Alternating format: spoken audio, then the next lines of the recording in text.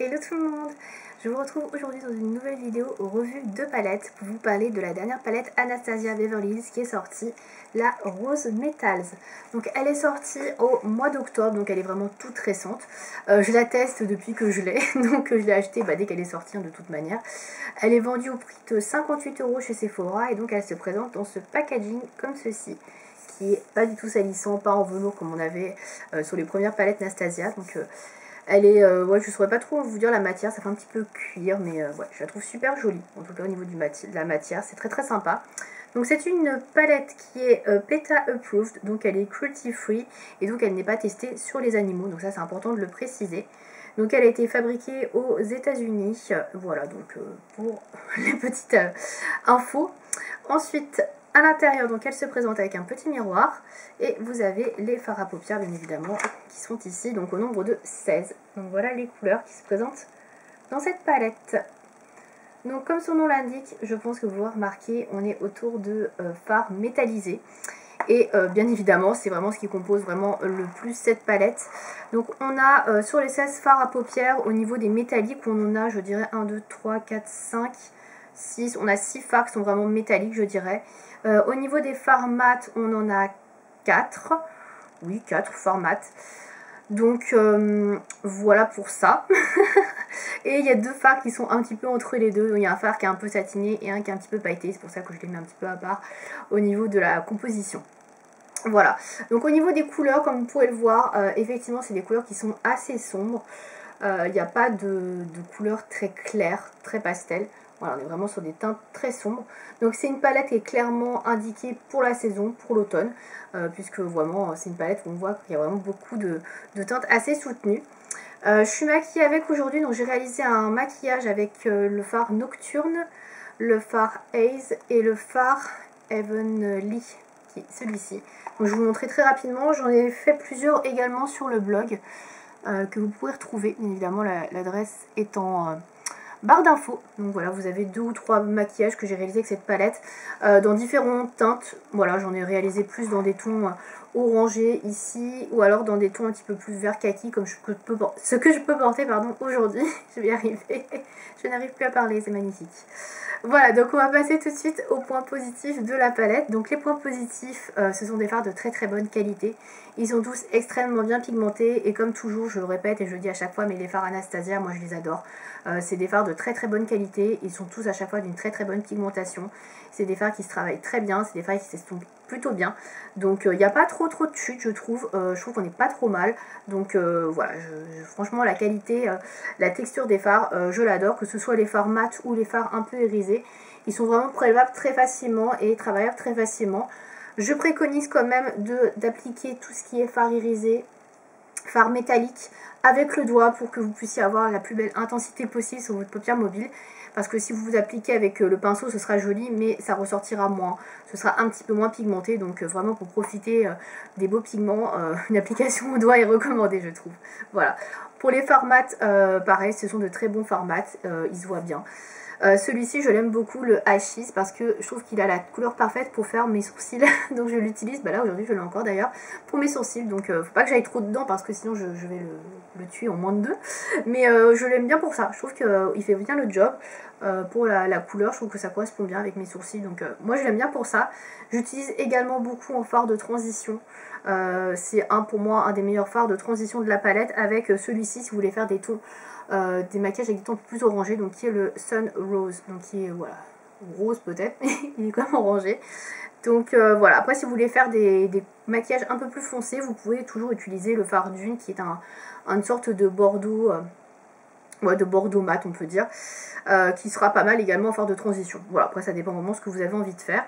Après il est possible de faire des transitions avec des fards plus pailletés. Si vous les estompez bien avec le pinceau, les petites paillettes vont moins ressortir et un petit peu s'estomper, donc ce sera moins gênant. Mais après voilà, c'est clair que c'est mieux d'utiliser les vrais fards de transition et les fards mat. Voilà. Au niveau des fards métalliques, moi je les trouve magnifiques, je trouve que celui-ci est un bijou, le Heavenly. Alors il est un peu abîmé parce que j'ai mis un ongle dedans, mais c'est un très beau, alors c'est un amas de paillettes un petit peu, mais il est magnifique. à mettre en top coat. Je trouve qu'il est très très beau. Donc celui-ci, je l'aime particulièrement. Et j'aime beaucoup également celui qui est juste au-dessus, qui s'appelle le Rose Quartz, qui est une sorte de vieux rose, entre le taupe et le vieux rose, légèrement satiné. Donc qui est ici, je le trouve très très beau aussi. C'est le genre de teinte que j'aime beaucoup et je trouve que ça flatte particulièrement les iris verts, pardon pas violets, les iris verts et les iris bleus. Je trouve que ça va vraiment très très bien. Donc moi j'ai les yeux verts, donc forcément j'aime beaucoup, mais après je pense que ça pourra aller aux yeux bleus également. Les yeux clairs, je pense que c'est une belle couleur si vous voulez avoir quelque chose de voyant mais pas trop. Je pense que cette couleur là elle est vraiment tip top, je l'aime beaucoup. Voilà pour ça. Au niveau de la composition, je trouve qu'on a un bon équilibre entre les mats et les irisés métalliques. Donc ça c'est plutôt pas mal. Les couleurs sont très sympas pour l'automne. C'est des couleurs qui sont assez foncées mais qui sont hyper portables pour la saison.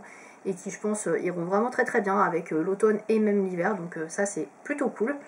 Voilà, au niveau de la tenue, j'ai pas de soucis non plus. Moi je mets toujours une base de fard à paupières avant d'appliquer le fard. Donc ça tient très bien toute la journée. J'ai pas de fard qui migre dans le milieu de la paupière au cours de la journée, donc j'ai rien à dire sur la tenue.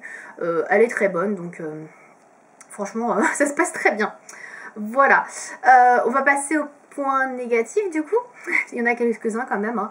Bon, le premier, vous vous en doutez, il manque pour moi un fard blanc beige, donc j'ai pas de touche lumière, donc ça je suis obligée d'aller piocher dans une autre palette malheureusement.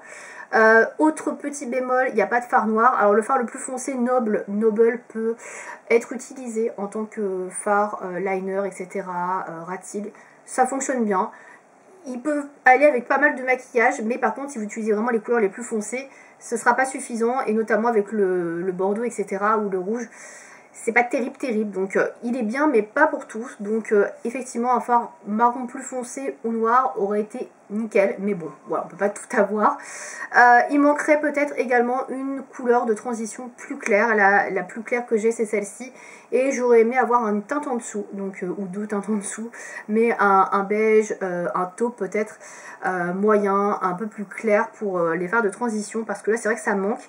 Et quand je fais des couleurs un peu plus violacées, des maquillages un peu plus prunes comme ça, c'est vrai que ça me manque un petit peu, une couleur un peu taupe, on va dire intermédiaire. Ça aurait été pas mal non plus, donc voilà. Alors après, l'harmonie est très jolie. On peut faire de très jolies couleurs, mais c'est vrai qu'on reste surtout autour du bordeaux, kaki, orange et rouge.